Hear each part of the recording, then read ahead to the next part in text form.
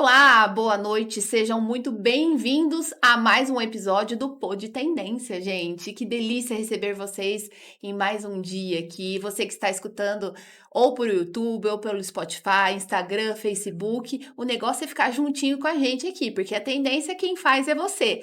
E hoje, aqui com a gente, tenho o prazer de receber uma pessoa que é de Olímpia, uma pessoa que tornou-se aí grandiosamente em todo o Brasil, que é amigo meu, amigo da minha família, há muitos e muitos anos, que carinhosamente a gente chama de Geninho Zuliani. Uma boa noite para você, Geninho. Muito Boa noite, viu? bem-vindo.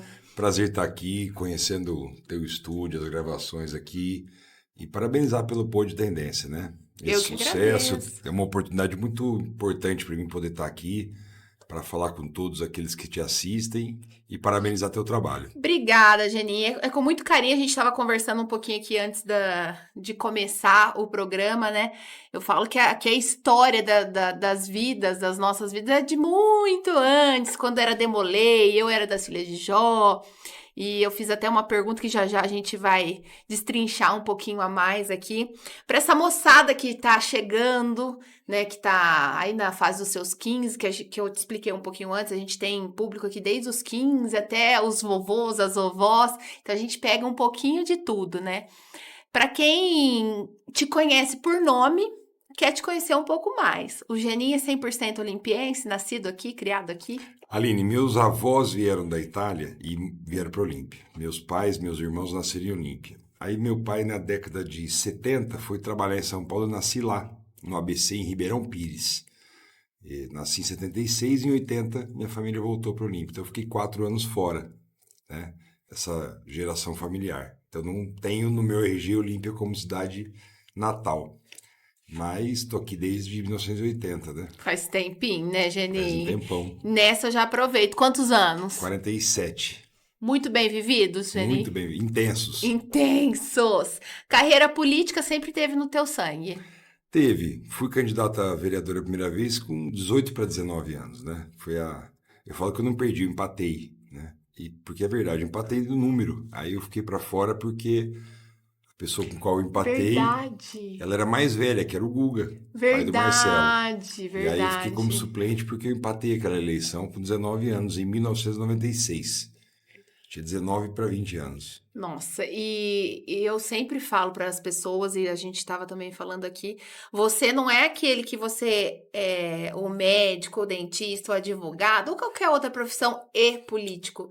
Sempre foi a da carreira política mesmo. O que que é? A vida política te encontrou ou você encontrou a vida política? Conta pra E você gente. sabe que geralmente, né, quem começa muito cedo na política é porque os pais são políticos, né? Sim. Então, uma tradição familiar de avós, pais.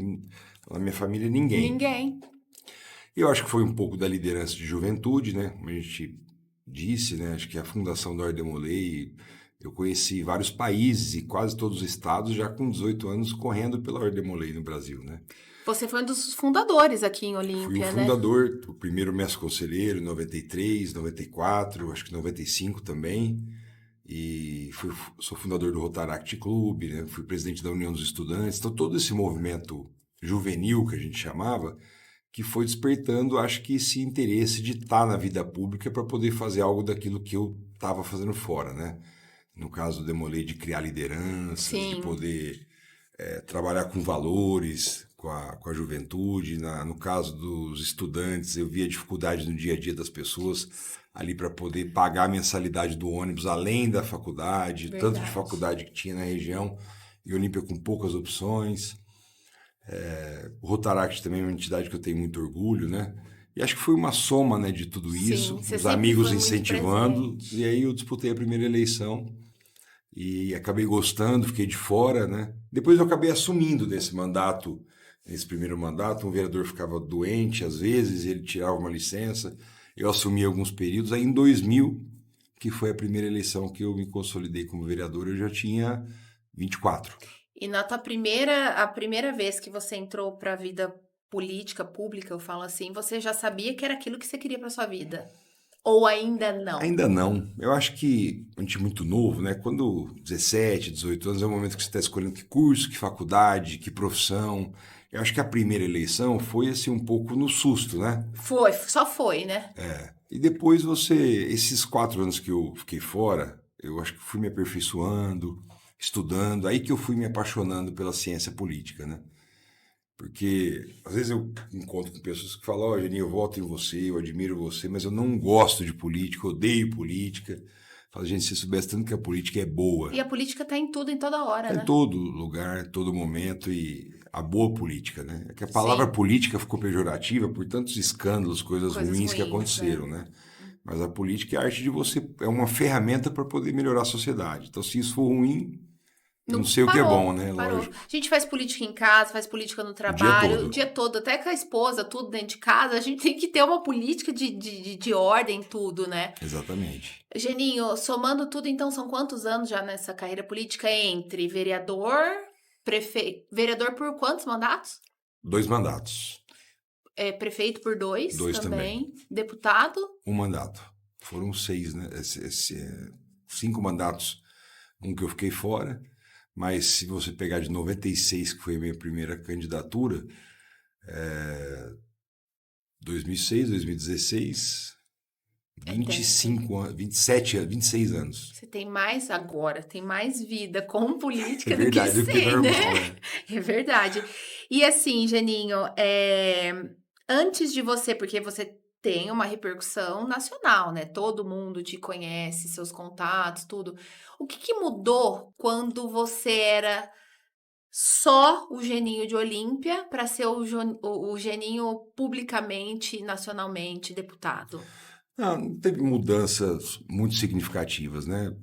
Logo que eu era vereador, então eu fui presidente da Câmara de 2005 e 2006. Eu já tive um destaque regional, eu coordenava as câmaras da região.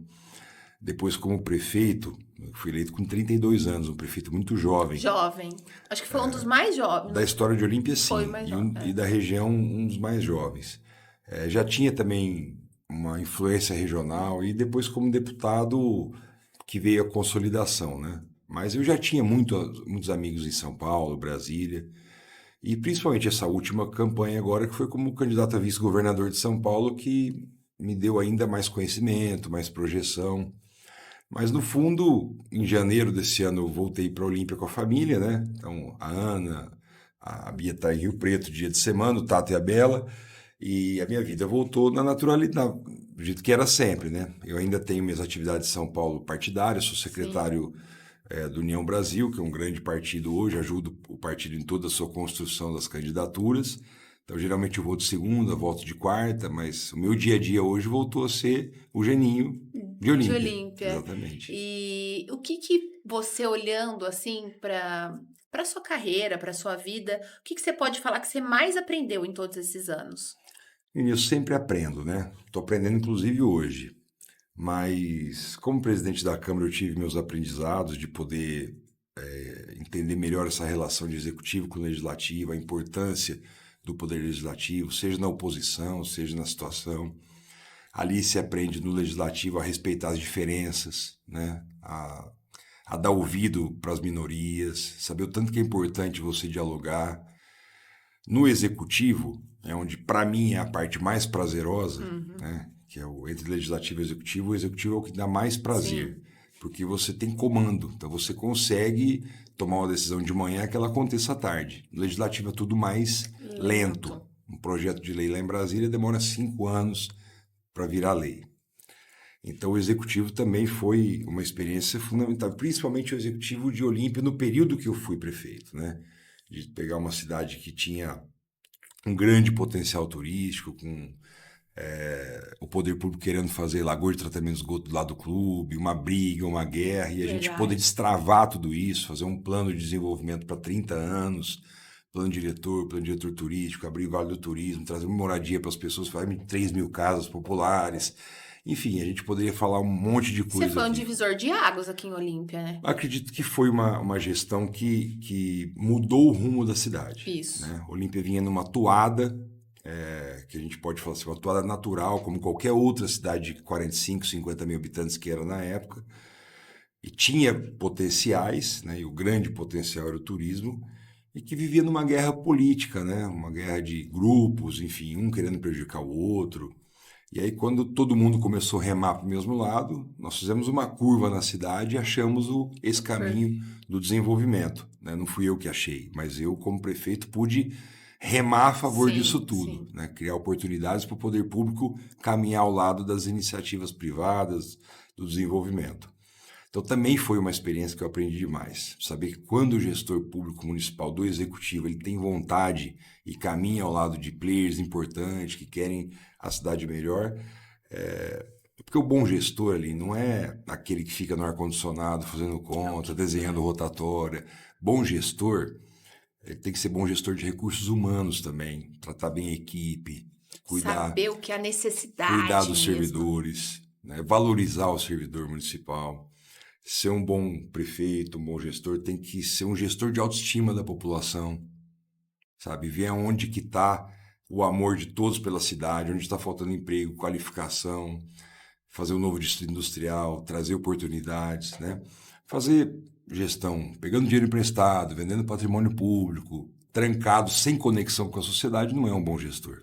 Então, tudo isso a gente vai aprendendo com o tempo. O que sim, o que não, O que sim, é... exatamente.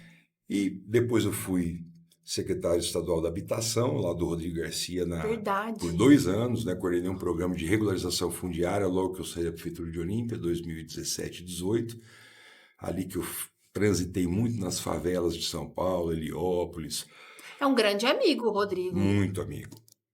E ali 1 ano e meio convivendo com a sociedade de baixa renda, fazendo regularização de casas e me deu alavanca para disputar a eleição para deputado federal e poder ser o primeiro deputado federal da história de Olímpia. Sim. E ali em Brasília é uma experiência única, né? Porque são 513 parlamentares de 27 estados diferentes, 27 realidades diferentes, né? Desde um gaúcho até Roraima lá. Na hora que você sentou lá, o que foi o que você sentiu? Olha, uma responsabilidade grande, ao mesmo tempo um orgulho grande de poder ter saído de Olímpia, de uma eleição de vereador e ter chegado lá em Brasília para ser deputado federal e conviver com essa realidade, né? Desde o sotaque de todos até a realidade econômica, né, de cada estado. E ainda como relator do Marco do Saneamento Básico, que me deu uma projeção nacional, eu pude rodar dos 27, uns 13, 14 estados. Vale do Jequitinhonha, para ver as condições da água, do esgoto.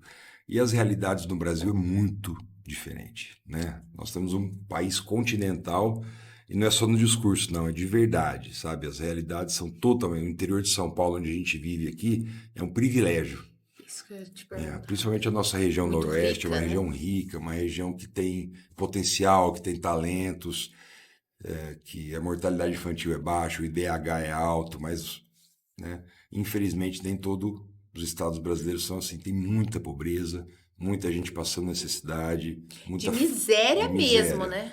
Não, você pega um estado norte de Minas, falta água. Água é o básico, né? Então não é que falta dinheiro, falta água.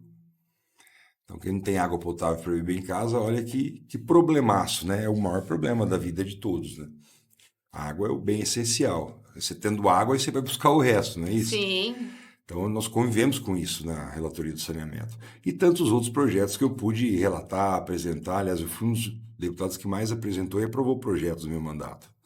E depois esse desafio, né, de ter sido convidado a ser candidato a vice-governador do atual governador de São Paulo à época, que era o Rodrigo Garcia, um amigo também de mais de 20 anos, uma pessoa que eu acredito, gosto, compactuo, enfim, para mim foi uma honra aceitar o convite.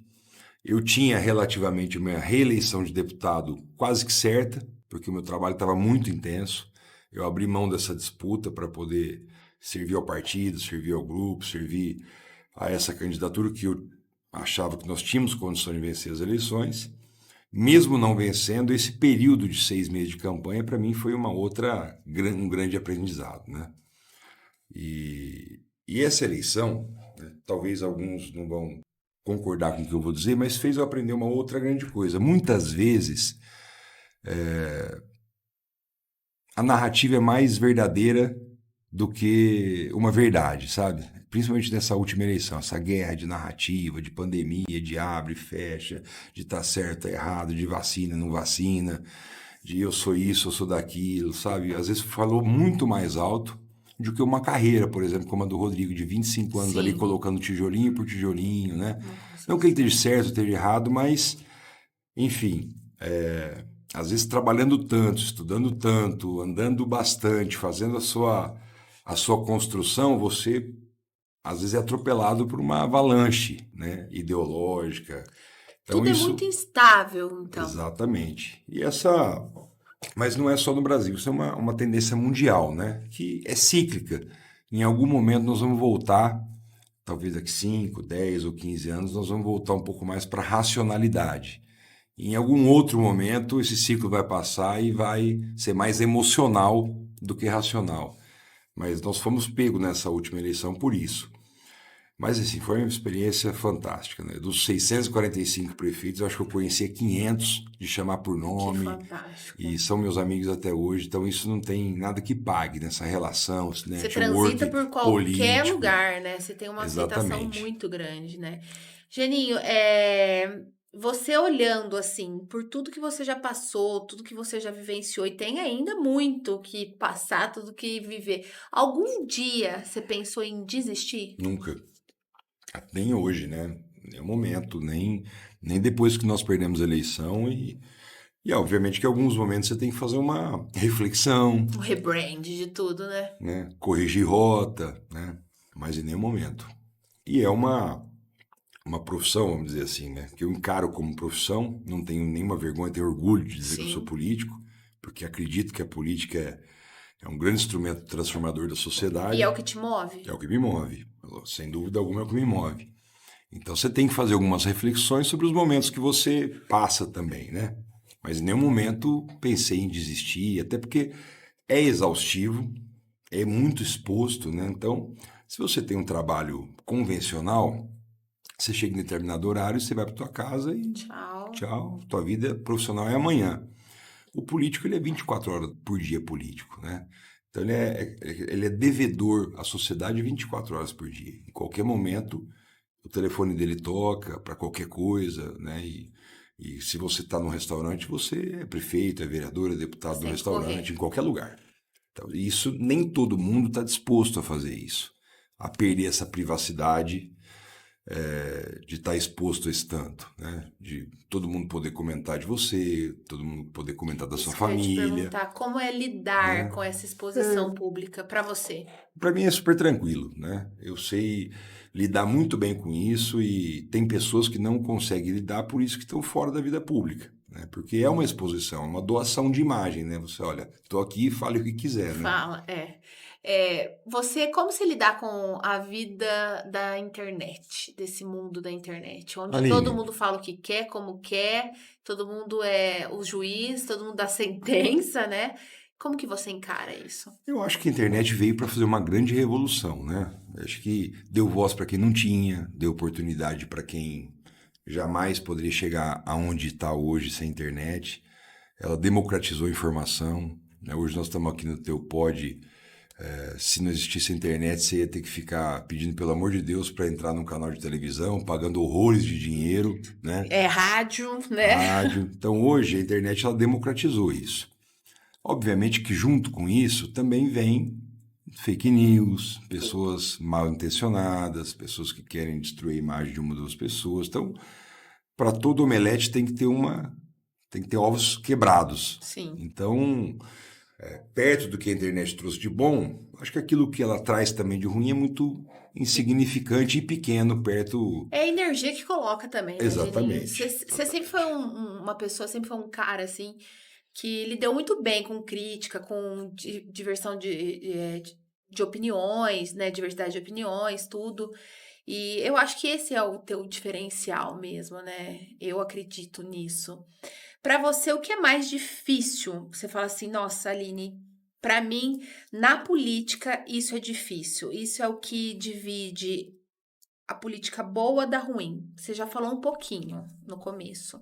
Mas o que é mais difícil pra você na vida pública política? Política pública. Olha, eu não sei exatamente o que você quer saber, né? No geral, de falar assim, a maior dificuldade, vamos supor, você citou, Tem falta de saneamento básico, tem falta de água. O que que é difícil? Você tá vendo o problema, você quer resolver, só que não é na varinha mágica, vamos supor. Como que é? Como que é lidar com tudo isso para você? Tem muitas travas, né? Então, às vezes as pessoas falam, olha, ele é prefeito, ele pode resolver todos os problemas. Então, quando você tem um orçamento, você tem que gastar 25% na educação, 15% na saúde, você tem 40% do orçamento que é consumido pela folha de pagamento. Então, a hora que você pega um orçamento de 500 milhões, que é o orçamento de Olímpia, o potencial de decisão do prefeito é 30, 40 milhões durante o ano, porque o resto são verbas carimbadas. Então, isso trava, engessa bastante. Então, como prefeito, porque o difícil era você enxergar problemas e não conseguir resolver. Então, você vê a pessoa sem casa, você quer fazer uma casa do dia para a noite, então você vai fazer um projeto, 3.000 casas. Eu preciso de 2 mandatos para entregar 3.000 casas. Porque você tem que aprovar, você tem que buscar dinheiro, você tem que fazer a casa, você tem que fazer sorteios, você tem que fazer financiamento. Então, é tudo um pouco a longo prazo. Você gostaria que fosse mais rápido, né? Às vezes buscar recursos na esfera federal e na estadual poderia ser mais fácil, mas isso depende de muita habilidade política e relacionamento, dependendo do governo, do partido que está lá em cima. Quando se fala de uma esfera como Brasília, você vê essas diferenças que eu citei, né? E até nós estamos no mesmo território, e essa discrepância orçamentária, essas diferenças de vida é uma coisa que dá vontade da gente querer resolver do dia para a noite, se a gente pudesse. Vamos dividir esse bolo, né? Os estados mais ricos com os mais pobres. Mas você não agrada todo mundo, né? Cada um quer defender a sua cidade, seu estado, a sua região. Então, no fundo, as pessoas são um pouco egoístas, né? Elas não têm esse espírito de estar todo mundo dividindo um pouco os recursos, enfim, as riquezas. É um estado federativo, mas cada federação, cada estado ali cuidando do seu recurso e brigando por ele para não perder nenhum centavo. Unhas e dentes, unhas e dentes. Por isso que, até eu vou fazer uma curiosidade, cada 10 pessoas que eu pergunto, 9 não sabem a diferença do Senado e da Câmara, né? A Câmara dos Deputados, ela é proporcional. Por exemplo, São Paulo tem 70 deputados. E, sei lá, o Acre tem 9 deputados em Brasília. Senador é 3 em São Paulo e 3 no Acre. Porque a Câmara defende o povo brasileiro e o Senado defende o Estado brasileiro. Por isso que a Câmara tem uma concha côncava e a outra convexa. Um que sai do povo e um que entra pelo povo. Então, os senadores são aqueles que defendem os interesses do Estado, aqueles que não deixam o Estado perder recursos. Por isso tem essa guerra fiscal, que o Estado tem mais tributação, evasão de divisas. Essa é a diferença. Essa é a grande diferença até de riqueza. E pouca gente sabe a diferença entre o senador e o deputado, isso que eu ia te perguntar. A E hoje tem muito a pessoa né? não sabe o básico, né? A diferença entre o Estado mas quando ele vai na internet, às vezes ele parece que ele é um professor de política, né? Opa, e sabe Ele tudo, sabe tudo é muito fácil, tudo é muito prático, tudo muito rápido, né? Na verdade, não é assim, né? Não tem como ser. Geninho, voltando um pouquinho aqui para nossa cidade. Seu pai sempre foi uma pessoa muito, muito especial na sua vida, né? Muito. Ele sempre te impulsionou muito, né? Sempre me apoiou. E a pandemia, para mim, enquanto pessoa, foi ótima, porque, lógico que ela teve todos os problemas, mas do ponto de vista pessoal, eu fiquei 2 anos com ele, né? Nós temos um sítio aqui dentro da cidade, todo mundo conhece, 1 quilômetro da cidade. Eu fiquei 2 anos com ele ali, fazendo as minhas sessões da Câmara ali, com meu notebook ligado, e foi os 2 últimos anos de vida dele. Então ali nós pudemos reformar a casa do sítio, um sítio que faz 40 anos que é da minha família. E eu convivi muito com ele, e ele ficava do meu lado, acompanhando a sessão da Câmara, acompanhando meus votos, dando a opinião dele, discordando de algumas coisas. Ele sempre foi muito especial, né? Tua família, no geral, mas teu pai sempre foi uma figura muito forte pra você, Sempre foi, né? sempre foi. Sempre. Vocês são muito unidos, né? Tua família toda. A Ana, pra você, tua esposa, o que ela significa na sua vida? Muito, né? A Ana cria os nossos filhos como ninguém, tem uma energia muito boa. Tem. Né? Tem. Sempre tá sorrindo, sempre. Onde ela chega, ela faz a diferença. Marca presença. Marca presença e cuida muito bem do Tato, da Bela. Quando fui prefeito, ela foi secretária do Social, cuidou muito bem da pasta. Ela saiu da vida privada. A Ana foi gerente de banco 13, 14 anos. Aí quando nós casamos, ela abriu mão da carreira privada dela para vir poder cuidar do nascimento da Anabela, depois do Tato, e tá. A Ana, ela era de São José do Rio Preto. A Ana é nascida em Polônia, que é uma cidadezinha um pouco para frente de Rio Preto, ali entre Monte Aprazível, onde o pai e a mãe dela. Aí já fazia uns 10 anos que ela morava em Rio Preto. A Ana perdeu o pai muito cedo, né? Sim. A Ana perdeu o pai, acho que o pai dela tinha 42 anos de idade, a Ana tinha 11. Então ela veio com a mãe e com os irmãos para Rio Preto para recomeçar a vida ali. E sempre. Ela parece também que ela nasceu para a vida pública, Ana, É né? verdade. Ela é do povo ela também, é. né? Ana é do povo. Geninho, aqui em Olímpia, você olhando hoje o cenário que a gente se encontra, o cenário que a gente está, uma estância turística, né? Que inclusive você tem muito. 2014 nós conseguimos esse título. Foi. Como que foi para você conquistar esse título? Foi difícil, né? Porque era cravado uma lei que tinha 67 instâncias. Então, e já estava 67 vagas preenchidas. Então, o problema não era convencer o governador a fazer o Olímpio virar instância, era fazer ele criar mais uma vaga, era mudar a regra completa do jogo. Então, era muito mais difícil do que qualquer um imaginava. Diferente de Barretos, que virou instância agora, porque teve uma classificação de sobe 3 e desce 3. Naquela época não tinha isso ainda. Então nós tivemos que quebrar. E o Rodrigo foi fundamental nesse processo como deputado federal, o Itamar Borges como deputado estadual. E nós trouxemos o Geraldo Alckmin aqui no Festival do Folclore em 2013. Mostramos para ele o potencial turístico da cidade, da riqueza do folclore, Termas do Laranjais, Hot Beach. E ele saiu convencido daqui que era uma injustiça a Olímpia não ser uma instância.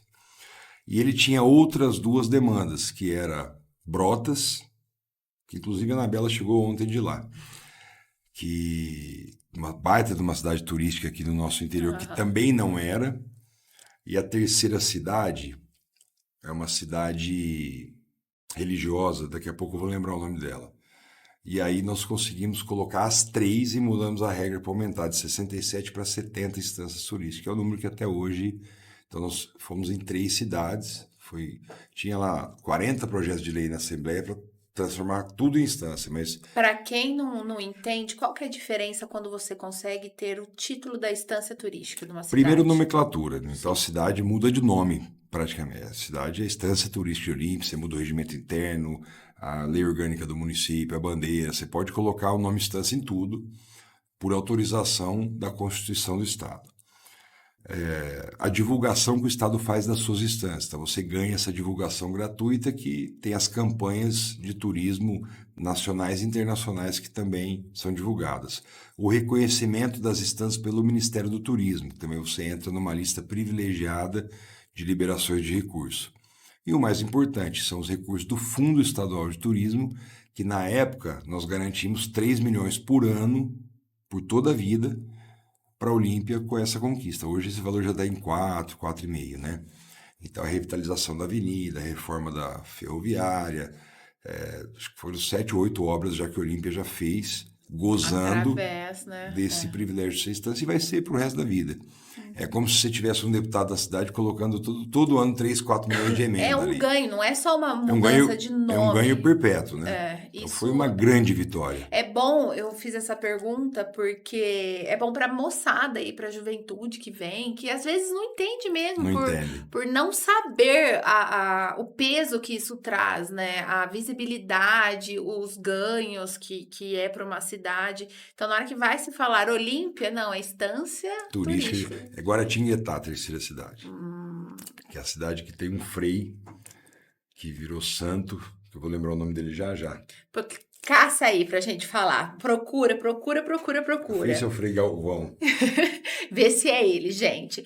Geninho, e Olímpia, como você disse, antes de ser uma estância turística, ela sempre foi conhecida como, primeiramente, a Terra da Laranja, né? Depois, Cidade Menina Moça e sempre pelo folclore, Festival Folclore de Olímpia, com o saudoso professor José Santana, né? O que isso acarreta... Frei Galvão? Frei Galvão. Cidade do Frei Galvão, Guaratinguetá. Minha memória não tá tão ruim assim. Não, Geninho, você tá bem, você tá bem. O HD tá bom aí. Como que você enxerga? Você acha que mudou-se muito a essência da cidade ou acrescentou o turismo com o folclore? Como você vê isso? Aline, você esqueceu de um detalhe, nós começamos Ah, no café. exatamente. Década Café. de 30, a Olímpia tinha um dos 3 maiores bancos importantes do estado, era aqui. Verdade, A Olímpia foi verdade. riquíssima, época do Jeremias Lunardelli. Verdade, cidade do Aí café. depois, né, bem adiante, com as geadas, os problemas, veio a laranja. Isso que trouxe meu pai de volta na década de 70 para cá, Que era conhecida aqui, era a rodovia da da Laranja, não é? laranja. Verdade. Bebedouro sempre teve à frente nossa na laranja, mas a Olímpia estava junto ali, porque Bebedouro tinha família Cutrália, Sim, indústria, né? E nós tínhamos a Citrovale aqui, que foi uma construção de todos associados. E a laranja foi também teve a sua importância e foi homenageada pelo nosso parque aquático Termas sim, Laranjais, sim, que que leva o homenageou nome, a laranja. exatamente. E aos poucos, né, a cana-de-açúcar veio tomando esse espaço da agricultura. Ainda existe laranja em Olímpia, muito menos do que Bem existia. menos, uma proporção Hoje é bem mais menor, né? cana-de-açúcar. E o Termas Laranjais foi assim, Eu me lembro ali, o dia que inaugurou o Termas, o primeiro tobogã lá, eu fazia, se eu não me engano, eu fazia 7ª ou 6ª série no Capitão Narciso Bertolino. Eu lembro que a nossa turma foi na inauguração, há quantos anos atrás, né? Mais de 35 anos. E o Termas nasceu para ser um parque municipal. Era para ser um atrativo de lazer, Era piscina gêmeas, não era era? A gêmeas, e gêmeas, o tobogã. o tobogã, verdade. E aquela casinha da infantil, não era? Aquele tunelzinho? Exatamente. Mas era Nossa, para trazer. A ideia do seu Benito era pegar um posto desativado da Petrobras que estava ali há muitos anos fechado, e falar, vamos devolver isso para o povo, né? O seu Benito, muito rápido, viu que aquilo lá trazia Severine, Guaraci, e ele já foi regionalizando, mas faltava o impulso. Né? Na hora que o Termas criou corpo e criou uma força regional, você ele já percebia que para a Olímpia ter mais riqueza com o turismo, as pessoas precisavam dormir na cidade. Não vim de manhã e voltar à tarde como. Então começou um segundo grande desafio. Eu já era vereador nessa época e tive a oportunidade de rodar com o seu Benito alguns estados, chamando ele hotéis. andou para tudo quanto é canto, Andou. Nós né? fomos Para lá, ó, entender. investe em Olímpia, constrói uma pousada, constrói um hotel. Foi assim com o Eu Guilherme, lembro. que fez o primeiro resortzinho ali de Olímpia, do lado do Termas, que era o Tuti, hoje é o Mercury, né? Se não me Se não engano. me engano, não. Enfim, Foi a primeira construção. E o seu Benito rodou muito, e a gente rodou muito junto, buscando em Goiás, em Caldas Novas, no Sul, muitas referências, investidores, né? para justamente as pessoas. Primeiro momento era dormir em Olímpia. Hoje a gente quer que as pessoas fiquem hospedadas cada vez mais. Aí começou com hospedagem de 2 dias, de 3 dias. Hoje a gente quer ter atrações para que as pessoas fiquem uma semana em Olímpia, que é um dinheiro. Ninguém sai de casa para passear sem dinheiro no bolso. Então o turista ele sai para poder curtir aquele momento de férias, onde ele fez as economias dele para gastar com a sua família. Isso todo mundo ganha. A realidade de Olímpia da década de 90 para cá, Aline, era uma cidade que não crescia, porque ela não tinha motivo para crescer. O que faz uma cidade crescer? Ou uma grande sacada como Olímpia teve, ou rodovias.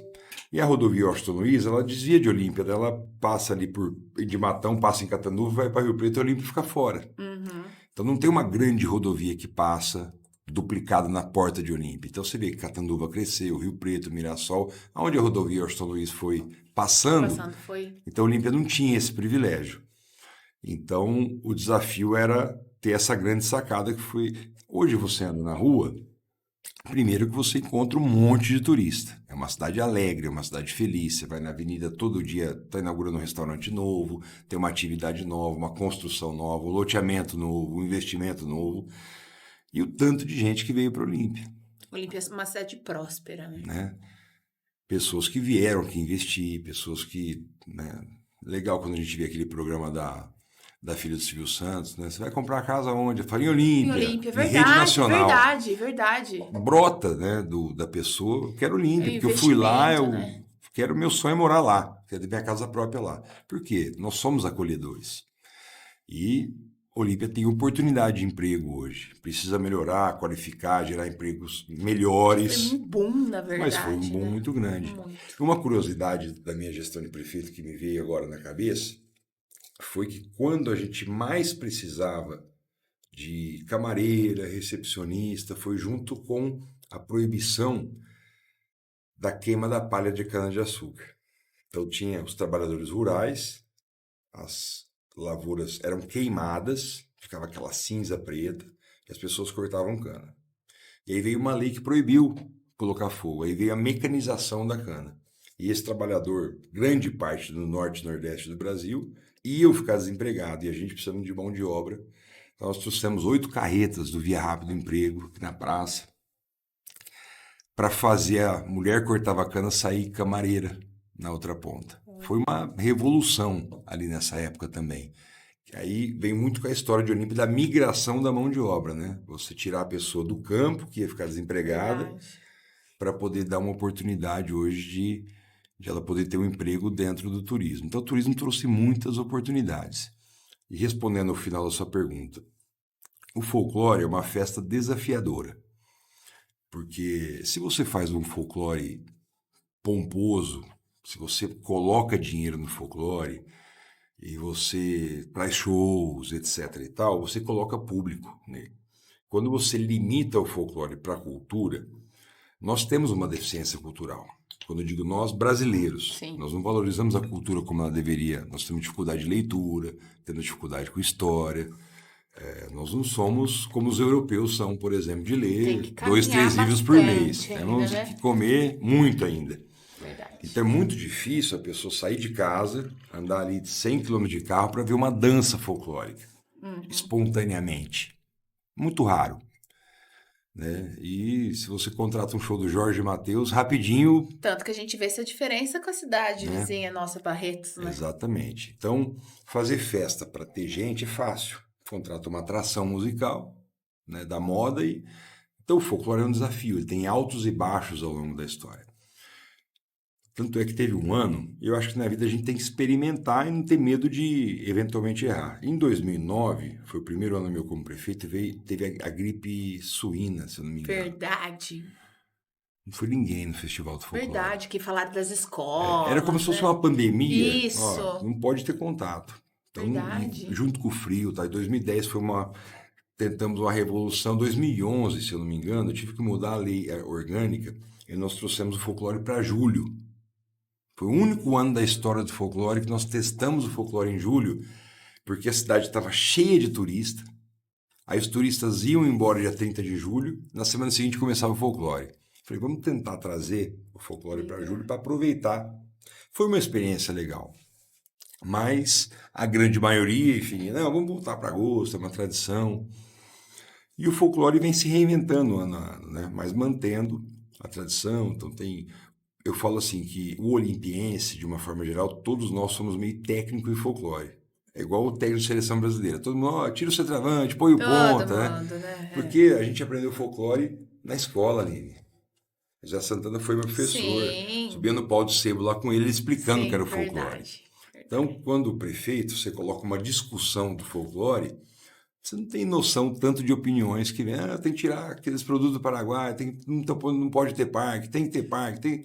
Então, todo mundo é um pouco entendedor de folclore. Por isso que ele vive, porque todo mundo se interessa por ele. Né? Então, o folclore tem que ter investimento, tem que ter o Estado e a União como parceiro. É uma festa riquíssima. Isso tem que ser valorizado e eu não tenho nenhuma dúvida que o turismo e todo esse público que vem para a Olímpia tem que fazer conexão com o folclore, tem que conhecer, né? De repente tematizar esses resorts de Olímpia, fazer mais parcerias entre termas, porque é muito raro uma festa durar mais do que 50 anos. E nós temos um folclore há mais de 50 anos. Tanto é que nós criamos a rua Cinquentenário do Folclore. Olimpiense, em homenagem aos 50 anos, já deve estar com quase 60, né? Falando em folclore, Esse ano o ano que vem. Que vem 60. 60 anos. Então, mas assim, é um patrimônio que tem que ser muito valorizado, né? Que o olimpiense tem que ter muito orgulho e que o folclore tenha 100, 200, 300 anos, né? E vai, né? A essência do professor José Santana, eu falo que todo folclore a gente sente um pouco. E eu falo que se um dia essa essência morrer, o folclore morre. E eu acho que isso nunca vai morrer, né? Que sempre tem alguma coisinha dele, sempre tem, né? Isso é muito bom. Falando em Olímpia ainda, a gente sabe que causas animais tem aí direto, é importantíssimo. Tem várias ONGs, várias coisas. E uma das reclamações em Olímpia é realmente essa causa animal, né? Reclamações assim, uma demanda muito alta, né? Você vê alguma coisa que daria para ser feito para diminuir isso? Animais abandonados, ONGs? O que você pensa sobre isso? Aline, eu acho que a gente tem que respeitar o amor e a paixão de todo mundo, né? Hoje, que casa que não tem um pet, um Sim, cachorro, um gato, enfim, né? E acho que o grande problema, né, que é a causa, é a reprodução em alta também escala. acho. Então você reproduz sem um controle, então você tem que fazer ele na fonte a castração, né, para diminuir a reprodução. Porque quando você tem condições financeiras de comprar um pet, sustentar, você vai lá e compra ele sem encomenda. Agora, cachorro que é criado na rua, né, sem dono, aí você não há ONG Não suficiente tem. que vai conseguir. Mas tem que tirar o chapéu, né? Porque toda cidade não é um privilégio de Olímpia. Hoje tem 3 ou 4 grupos de proteção animal que dão a vida ali com o seu carro, com a sua gasolina, buscando animais, pegando denúncia. Aqui em Olímpia a gente tem grandes exemplos aí de pessoas fantásticas, que tem grupinho aí de 30, 40, 50 pessoas que fazem a diferença na vida Sim. desses animais. E a prefeitura tem que ser a primeira parceira, né? Tem que estar ali do lado para poder acolher, para dar ração, para dar o veterinário, para poder fazer a vacinação, para poder fazer a castração, E a conscientização para também, né? diminuir a população de animais abandonados, né? E conscientização é fundamental, porque tem muita gente ainda que maltrata, que não gosta, que Que não chupa, castra, que não né? E vai virando castra, aquele. que não dá alimento, né? Então, é um desafio que nós temos ainda da própria sociedade. Exatamente.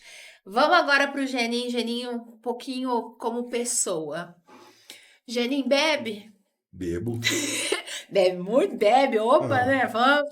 eu digo que sim, nos meus momentos de lazer eu sou cervejeiro.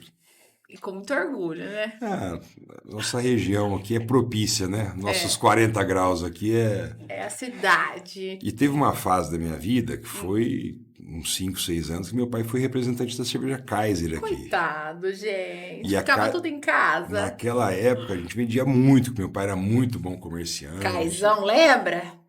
Então eu já fui dentro de casa ali acostumado a não ter outra bebida assim. Nunca fui de beber dose, sabe? Sei. Mas uma cervejinha eu gosto. Como que chamava que carro que era que você saía no folclore com a tua turma? Não tinha um carro, uma turma, que era do, Um do, do, Landau. do carnaval? Landau. Landau. Um Dojão, um Dodge. Como que chamava a turma? Ah, tinha Era várias, um né? bloco. Eram vários blocos. Eu tenho foto Eu dela, desses tenho blocos aí. também, eu lembro E tinha um perfeitamente. Kaiser pintado na porta, assim. Sim, por isso que eu lembrei agora, é verdade, era as latonas de Kaiser, né? Que época boa. E falando em época, em amizades, que aí a gente começa a voltar num passado e não tão longe, mas é um passado, né? E algumas pessoas a gente sente sua saudade, né? Que foram. De tudo, de todas as raízes que você tem em Olímpia, que você construiu em Olímpia, tanto por família, amigos, o que você tem mais orgulho como pessoa, como ser humano? Esquece da política, sendo olimpiense. O que mais te orgulha aqui? Acho que a minha família, a história da minha família, né? Que você imagina imigrantes italianos que saíram lá da Itália, na pós-guerra, e vieram, passaram por Santa Rita do Passa Quatro, Cajubi e Olímpia. Então, meus tataravós são enterrados aqui. Então, você tem muito orgulho disso, né? As suas raízes vieram para cá, escolheram aqui, eu não sei por qual motivo vieram parar aqui, né? E teus avós, teus pais, teus irmãos, e cada um, né, construindo a vida. Meu pai foi comprando as propriedades rurais dele, com gado, com laranja, com café. E meus irmãos nasceram, casaram aqui. E Olímpia é uma cidade muito acolhedora, né? É uma cidade que as pessoas se respeitam, que acolhe todo mundo. É difícil alguém vir para Olímpia e não gostar e não querer vir ficar aqui, né? É, Mas a gente se orgulha dos amigos, da história, né, dos potenciais da cidade, a gente orgulha da própria história de Olímpia, que é uma história muito bonita, a gente se orgulha do folclore, do termas, do turismo, acho que tudo, Aline. Que bom. E vamos num bate-bola rápido. Um amigo. Amigo é fundamental, né? Na vida, a gente infelizmente não consegue ter 100 amigos, porque o tempo passa muito rápido e amigo tem que ter uma conexão muito forte. Então você tem aquele amigo que você quer ter confidente para alguns assuntos, amigo que é confidente para outros. Mas eu tive o privilégio de ter muitos amigos, né? E eu sou cercado de grandes amigos que são amigos fora da vida política, amigos de essência mesmo. E acho que o amigo é fundamental. Eu tive dois grandes baques, né? Foi O meu pai e o Google. Marcelo. O Google. E essa semana, O Forest. o Forest. Então, foram pessoas que eu falava diariamente, né? Falei, eu sou muito novo para perder tantos amigos assim, né? Mas é o que a vida nos traz, né? Mas eu ainda coleciono muitos amigos, né? Amigos que não estão mais no meu convívio, estão a 500 quilômetros, 1.000 quilômetros, mas que eu falo uma vez por semana, que eu gosto. Então, amigo é tudo, né? No momento de que você está embaixo, é ele que te segura, ele que te levanta, ele que te dá aquela palavra, aquele apoio. Eu, graças a Deus, eu tenho muitos amigos. Você sempre foi uma pessoa, assim, de muitos amigos mesmo, sempre de festa. Quando se fala em Geninho, além... Quem é de Olímpia sempre lembra, assim, de uma pessoa alegre, sempre querendo fazer acontecer, sempre fazendo tudo, né? E rodeado de amigos, de festa, de alegria. Não consegue pensar num Geninho triste, É né? verdade. Não consegue pensar. Eu lembro da sua primeira campanha, eu não lembro, foi para prefeito. Você em cima de um caminhão. Você lembra disso? Lembro. Você em cima de um caminhão. Como lembro? Você virou e falou assim: gente, tá tão difícil. Cadê? Dá uma água, gente, pelo amor de Deus, tô tão cansada. E eu lembro que naquele dia eu olhei pra você, eu falei, cara, isso é ter vontade de ser mesmo. Porque assim, ser cansado, exausto, e falando e recebendo todo mundo e indo. Mas você sempre foi um cara do povo, né? Não tem como falar assim, Eugeninho, você não é inacessível, né? Você não é aquele cara que não consegue falar, você é realmente isso que você é mesmo, né? E eu acho que essa é a tua diferença, assim, né? É gente como a gente do povo mesmo. Eu, particularmente, tenho um carinho muito grande pela sua família, Obrigado, por Aline. você, meu pai, né? Marcão, todo mundo tem muito carinho. Então, assim, a gente vê que você tem esse amor pela cidade, que não é simplesmente pelo fato de ocupar um cargo. É por amor mesmo, né? Que vai muito Exatamente. além. Vou terminar só um bate-bola antes de eu fazer a última pergunta para você. Uma comida. Parmegiana. De quem? Qualquer uma, De de todo qualquer um. mundo. Adoro. Filé Adoro. parmegiana. Adoro massa, lasanha, macarrão. Não nego as origens italianas. Um bom italiano, né? Um sonho. Meu sonho, eu não tenho muito sonho assim. Meu sonho é viver, que as pessoas que estão em volta de mim possam viver bastante para a gente curtir a vida, aproveitar, ser feliz, que meus filhos possam realizar os sonhos deles, né, de fazer faculdade, de poder estudar, de poder ter um bom trabalho digno. Isso do ponto de vista mais egoísta meu. Mas o grande sonho é que a gente possa viver numa sociedade mais justa, né? Que a gente possa ter um mundo sem tanta guerra, sem tanta incompreensão, sem tanta influência religiosa na política, sem tanta história por trás de pessoas se matando que nem se conhece, nem sabe de onde veio. Então existe um desafio pelo mundo. Acho que é o meu sonho, o teu, de todo mundo, que esse é o grande privilégio de ser brasileiro. A gente está muito longe disso tudo, né? Que Isso. acontece no mundo. Sim. Uma grande alegria. Meus filhos, os 3, três. né? 3. A Bia tá uma moça, A né? Bia tá prestando vestibular, já passou em 2 essa semana. Que Vai escolher o gracinha. que vai fazer. Que A ela... Bela se formou agora no 5º ano. A Bela é você de vestido, né, meu querido? Vamos lá? Iguale que E nem. o Tato tá com 8 já. É o mais inteligente da casa, eu brinco. Tira 10, tira 9, estuda pouco e vai bem na escola. Você se considera uma pessoa inteligente ou sábia? Um pouquinho dos dois. Esforçado. Nenhum nem outro. Esforçado. O que que já te fez parar e falar assim, talvez eu não consiga, ou te colocou em xeque alguma coisa, ou não tem, ou você vai pra cima e faz acontecer? Aline, eu tenho uma coisa comigo, eu nunca fui inteligente, sabe? De bem na escola, tirar 10, sempre fui meio na rapa ali, sabe? Pra passar, Uma né? Nós recuperação tinha no que final de passar, não ano. é? É. Eu sempre fui muito curioso, isso fez um pouco a diferença. Sempre fui inconformado, Você nunca aceitou não, né? nunca aceitei, então sempre fui. A pessoa quando é inconformada, não se acalma, né? Ela não senta para falar assim, tô relaxada, ela precisa resolver aquele problema. E sempre busquei conhecimento, né? Sempre fui persistente, nunca desisti. Eu acho que esse é o diferencial, mas nunca fui sábio, nunca fui culto de ler muito, sabe? Porque eu não tive isso em casa, meu pai não teve estudo também, estudou até a terceira, quarta série. A gente começou a trabalhar muito cedo. Eu com 18 anos eu já tinha uma empresa. Tinha uma empresa de cobrança aqui na Rua São João, chamava Cobrando e Cobrança. Fiz de tudo um pouco já também. Mas eu acho que o grande diferencial foi o esforço, a dedicação, a curiosidade, querer, a inquietude, sabe, de poder resolver as coisas, que eu acho que é De fundamental. desbravar, de ir, de fazer É um pouco acontecer, uma né? cultura empreendedora, sabe, assim, é muito mais do que teórica, cultural. Você se realiza quando? Quando acontece as coisas, né? Quando você projeta algo e demora um tempo se torna realidade. Então, na vida pública, por exemplo, quando você concretiza um sonho, né, não tem. Posso falar de qualquer obra minha como prefeito, de turismo, de lagoa de tratamento de esgoto longe, mas não tem nada como se realizar o sonho da casa própria para uma pessoa. Falando nisso, quando? 3.000 unidades. Sabe, você entregar uma, uma chave para a pessoa que vai Lembro pagar de uma todos. parcela ali, metade de um aluguel, um lugar que ela pode ampliar, construir, fazer um puxadinho, fazer um terceiro quarto, pôr o filho, fala, puta, que é meu.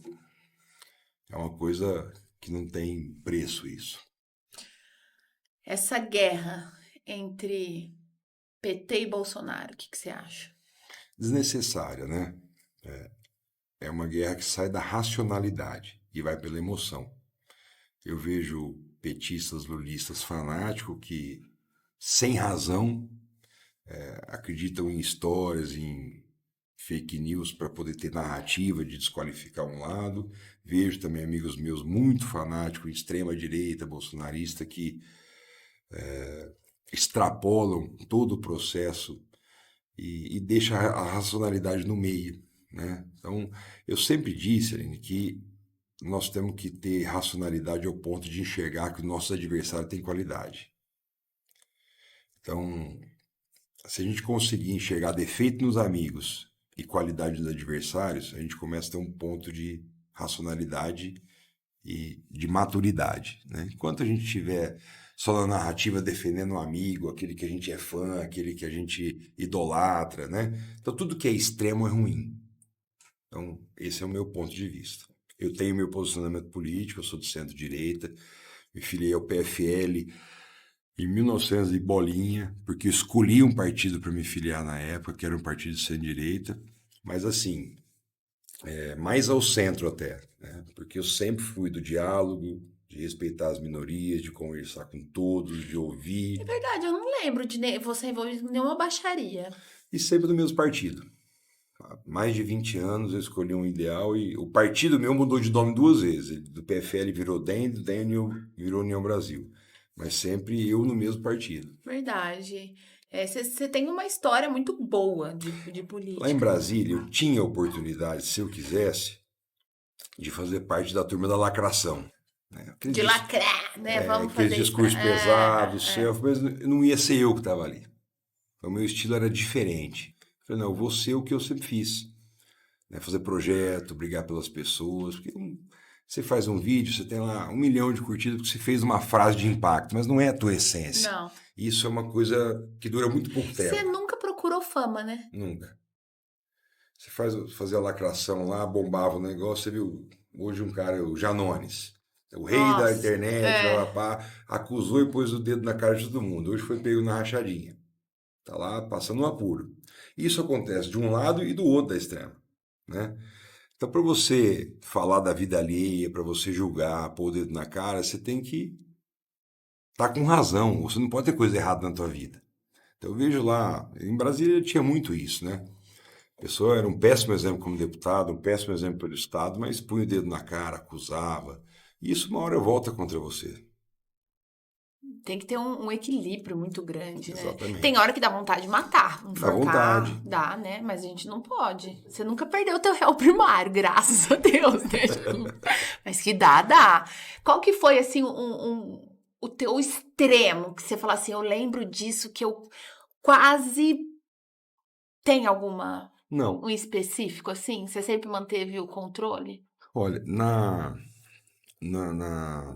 relatoria do Marco do Saneamento, eu fiz mais de 200 audiências públicas.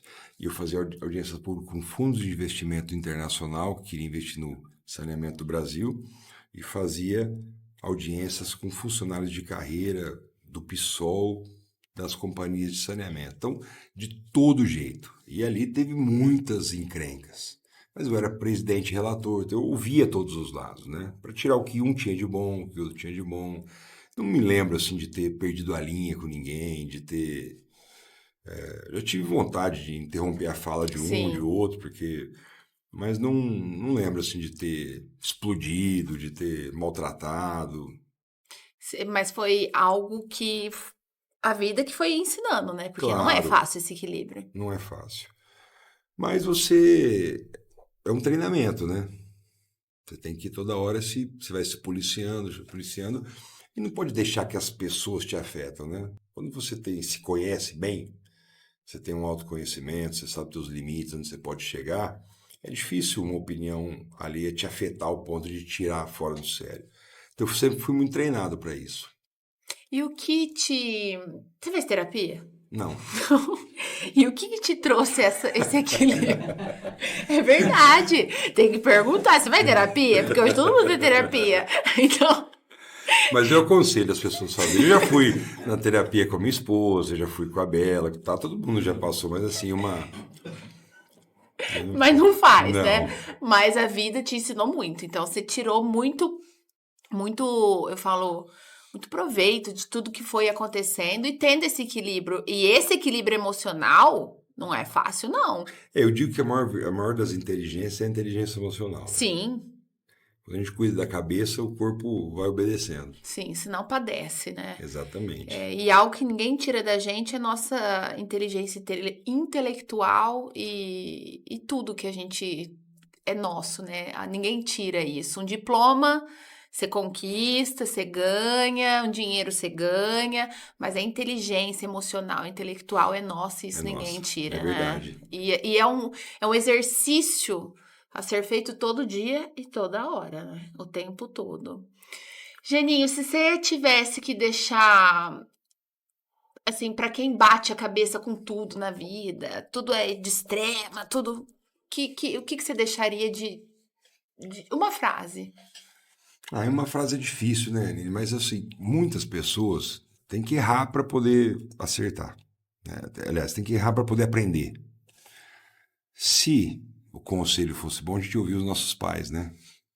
Então, Então, quantas vezes teu pai falou, Aline, não faz isso, você vai lá, faz, erra para depois aprender. Então, e assim é com os nossos avós, assim é com a sociedade, assim é com os mais velhos. Então, o jovem, ele é ansioso, ele acha que ele está certo, é dono da razão. Então, na nossa fase dos 15 até os 25 anos, 30, a gente erra muito, emocionalmente, nas decisões. Faz um pouco parte do espírito jovem de todo ser humano, com raras exceções. Então, o aprendizado ele vem daquilo que você ouve, das experiências. Se você sabe que esse caminho é errado, por que você vai errar de novo? Mas a gente vai lá e erra para aprender. Ó, não pisa ali que vai queimar o pé. Você vai lá e pisa e queima. só pra ver, Só né? para Só pra ver. ter a sensação. Então, eu acho assim, né? Hoje, cuidar da saúde mental, da inteligência emocional é fundamental. E buscar mais a racionalidade, né? Lógico que a emoção é importante no amor, no namoro, mas assim, na vida, você tem que ser racional. Buscar aquilo que é importante para você. Esses dias, você deve ter visto, que você é uma pessoa extremamente conectada, os meninos aqui também, mas eu estava vendo uma uma frase não, uma discussão no filósofo que ele falava assim, o que é ser livre, né? Ah, ser livre é fazer o que eu quero, é poder acordar o que eu quero, é trabalhar o que eu quero, isso é liberdade, eu fazer minhas escolhas. Ele falou, não, isso não é ser livre, isso é você ser escravo do teu desejo, né? Ser livre é você fazer aquilo que é certo em detrimento daquilo que você gosta. Então, o que é o certo você fazer amanhã, Aline? Ó, vou colocar o despertador para 6, vou fazer exercício, fazer minha oração, vou tomar meu cafezinho ali, uma alimentação saudável, isso é o certo. Aí quando você dorme até mais tarde, não vou, aí você come errado de manhã, você deixa de fazer tua oração, deixa de fazer as coisas que é importante para você está fazendo aquilo que a tua emoção quer que você faça. E quando você faz aquilo que a tua emoção faz e não que a tua razão, você passa a não ser mais livre. Você fica escravo daquilo que você deseja. Né? Foi um pensamento que eu vi, achei fantástico. E é isso mesmo, né? Você tem que fazer aquilo que é certo para você, o que é bom para você. Às vezes nem tudo que a gente quer, mas o que é certo. E tem que ter disciplina. Disciplina talvez é a palavra mais adequada para isso tudo. Você se considera uma pessoa religiosa? Temente a Deus? Aline, eu não frequento a igreja como deveria frequentar, talvez. Mas eu sou muito religioso, né? Lá em casa a gente não dorme sem fazer oração, todo mundo de mão dada. A gente não acorda sem rezar. Isso vem de tradição familiar. Eu tenho um processo de separação do meu primeiro casamento com o segundo, isso me afastou um pouco. Eu sou católico, a igreja católica tem essas dificuldades com separação, enfim. Então, eu frequentei muito a igreja. Hoje não frequento tanto, né? Eu vou mais assim, festa, casamento, dias especiais, mas a gente tem uma fé muito grande em casa. Fé move montanhas? Move. Que vez que você falou assim, Deus proverá? Teve algum momento? Várias vezes. Você sabe que o tempo todo, né? Não, mas assim, eu acho que o que mais eu me apeguei a Deus, mais pedi a Deus, você sabe que meu irmão fez 3 cirurgias, né? O César. Sim. Então foi o momento que a nossa família ficou mais próxima. Ele fez 3 cirurgias cerebrais. E hoje o César está fantástico, né? Foi curado, enfim, mas foram momentos difíceis para nós. Que às vezes a gente não sabe o tamanho da fé que a gente tem dentro da gente. Exatamente. Né? Você sabe muito bem, passei por umas boas provações também nos últimos tempos, né? Primeiro, a pandemia, a gente perdeu muitas pessoas queridas, né? Eu tive meu tio Dago, meu pai quase passou a mão na barba de Jesus e voltou, né? Mas eu falo que eu sabia que eu tinha fé, mas eu não tinha ideia do quanto ela era grande. E é nesse momento, como você citou do teu irmão, né? Então, eu acho que... E você fala muito disso. Você não que fala muito, mas quando você fala sobre fé, quando você fala sobre amor, você fala muito sobre acreditar em Deus. Você entrega muito, né? Você tem um compromisso e uma ideologia, que nessa ideologia tem Deus em tudo, Com né? certeza. A Ana fala muito também muito. Isso, né? E as crianças aprenderam também. Muito. Eu falei que a Bela é você de saia porque ela é muito igual. Ela é a chefe de tudo, assim, né? Ela vai... Ela que manda em casa. Eu tenho certeza disso. A Bela, outro dia eu encontrei ela com a Ana no salão, ela fazendo um vídeo e super pra frente, super assim. Eu falei, gente do céu, é o Geninho pequeno, meu Deus. Isso é muito bom. Você se considera uma pessoa realizada? Muito, muito. Não tenho o que reclamar. Porque família tem saúde, tem prosperidade, do ponto de vista profissional bem realizado, né? Uma família maravilhosa. Lógico que tem não queria ter perdido meu pai 2 anos atrás, mas enfim, nós vamos passar por muitas tristezas dessas na vida, mas assim, eu só tenho que agradecer a Deus todos os dias por tudo que Ele já me deu e sou muito devedor a Ele. Geninho, vamos chegando ao fim aqui quase do pod, mas antes da gente terminar, para quem está nos assistindo, quais as novidades que vem por aí? Em janeiro eu voltei para a Olímpia, né? Residência eleitoral, transferi meu título para a cidade de novo. E as crianças e a Ana estão aqui. Eu tenho essa vida partidária que eu vou para São Paulo todos os dias. E eu tinha que tomar uma decisão do ponto de vista de futuro. Se eu ficava em São Paulo para tentar retomar meu mandato de deputado, me candidatar de novo. Ao mesmo tempo, frequentando a Olímpia, a gente via as pessoas, pô, você tem que voltar a ser prefeito, você que de alguma forma planejou tudo isso, contribuiu muito para que a Olímpia está colhendo hoje. E nós estamos nessa fase, sabe, de ouvindo as pessoas, conversando com os partidos. Eu estou pronto para qualquer desafio, né? Pronto em todos os aspectos, né? Quando eu fui prefeito com 33 anos, eu era muito novo. Hoje eu tenho 47, hoje as portas para mim estão muito mais escancaradas e abertas, tanto em Brasília como em São Paulo. A minha experiência de vida faz com que algo que eu possa eventualmente ter errado de não errar mais. E estamos caminhando para tomar essa decisão. Mas hoje nós temos que ouvir a sociedade, né? Porque não adianta eu querer, né? As pessoas e o povo têm que Sim, querer sim. que eu volte a ser prefeito. E é uma análise que vai ser feita nesse final de ano para a gente poder anunciar no começo do ano que vem. Mas estou otimista em poder estar aqui, de ver o tanto que a Olímpia cresceu, o tanto que a Olímpia se desenvolveu. Né? Da época que eu era vereador até hoje, né? E eu participei de todo esse processo em diversos cargos. Mas tem que ser uma decisão coletiva, de um grupo, de pessoas, de partidos, da sociedade. Mas aquilo que as pessoas escolheram, eu estou pronto. E é isso daí, Janinho. Quero agradecer, quase 1 hora, já deu 1 hora de pod aí, deu, né? 1 hora de bate-papo. Se tivesse uma churrasqueira, uma cerveja, era até amanhã, É né? Que a gente verdade. ficava. Ó, o Mas Gustavo Lima no palco. não é não, vai indo. E a gente fica. Janinho, muito obrigada. Eu sei o quanto a tua vida é corrida, o quanto que você se desdobra entre família, entre vida política, entre amigos, entre tudo. E você ter vindo aqui hoje, para mim, é um motivo de muita alegria. Obrigada Eu que pelo seu agradeço. tempo, obrigada por compartilhar com a gente um pouquinho da sua história. E eu fico muito feliz de poder passar para as pessoas que estão nos vendo agora, que vão nos ver, a sua essência. Que é o que eu falei no começo da entrevista. O geninho. Às vezes as pessoas pensam que, o geninho, sabe? Aquela coisa longe. Não, o geninho é aqui. É gente da gente, é gente da nossa terra. E é o geninho como uma pessoa mesmo, né? E você trouxe isso, você falou um pouco. Você tem 1000 histórias aí pra Muita contar, história, né? muita história. Muita história.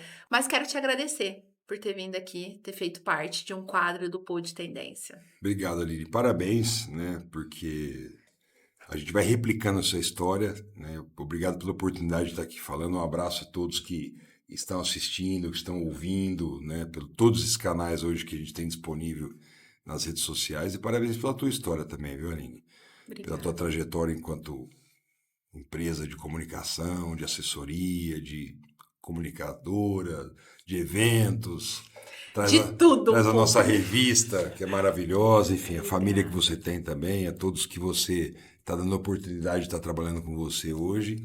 Parabéns, muito sucesso e obrigado pela Obrigada. oportunidade de estar aqui. Eu que agradeço, Janinho. E que essa seja a primeira de muitas Se Deus entrevistas aqui no quiser, Pod. A gente vai se encontrar muito. se Deus quiser. Obrigada a você. Obrigada a você de casa, para você que está andando, nos escutando aí em todas as plataformas digitais. Esse foi mais um quadro do Pod Tendência. E só para lembrar, a tendência quem faz aqui é você. A gente termina essa noite de hoje com essa baita entrevista. Clica aí, curte, se inscreva no nosso canal, manda aviãozinho que a gente vai estar aqui sempre, todas as segundas-feiras para você. Um beijo. Tchau, tchau.